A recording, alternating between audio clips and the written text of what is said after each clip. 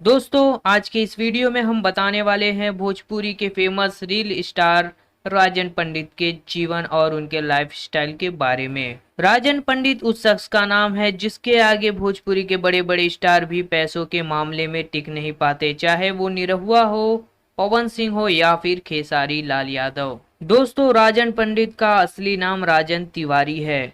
ब्राह्मण कुल के नाते वे अपना नाम राजन पंडित रखे हैं।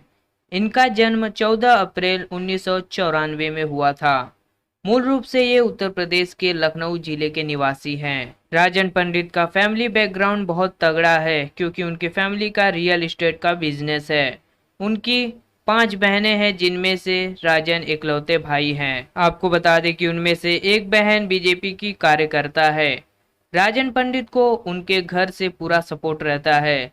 लखनऊ में उनके कई करोड़ों की प्रॉपर्टीज है। इसके अलावा अदर स्टेट में भी उनके कई प्रॉपर्टीज हैं। राजन पंडित के कार कलेक्शन की बात करें तो 5 से 6 बड़ी 4 व्हीलर हैं, जिनमें फॉर्च्यूनर, बीएमडब्ल्यू, मर्सिडीज जैसी बड़ी कार का कलेक्शन है।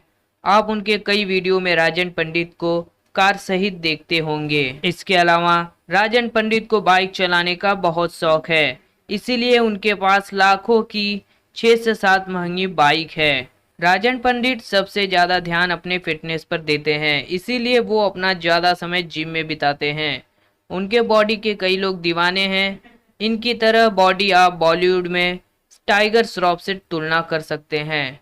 राजन पंडित के शौक की बात करें तो उन्हें घूमना फिरना, होटल में रहना, रील्स बनाना, म्यूजिक और पार्टी में डांस करना, ये सब उन्हें काफी पसंद है। दोस्तों राजन पंडित को ज्यादातर पॉपुलैरिटी उनके इंस्टाग्राम रील्स और टिकटॉक से मिला है क्योंकि वे रील्स और टिकटॉक बनाकर काफी फेमस हो चुके हैं और अधिकतर अपने वीडियो में भोजपुरी गानों पर डांस करते नजर आते हैं। इसी वजह से भोजपुरी की एक्ट्रेस भी उनके रील्स को अपने स्टेटस में शेयर करती रहती हैं। हालांकि रील्स बनाना राजन पंडित का एक छोटा मोटा शौक है, वैसे तो राजन पंडित का बिजनेस ही काफी बड़ा है। तो दोस्तों राजन पंडित के लाइफ स्टाइल को जानकर आप सबको कैसा लगा हमारे कमेंट बॉक्स में जरूर बताएं।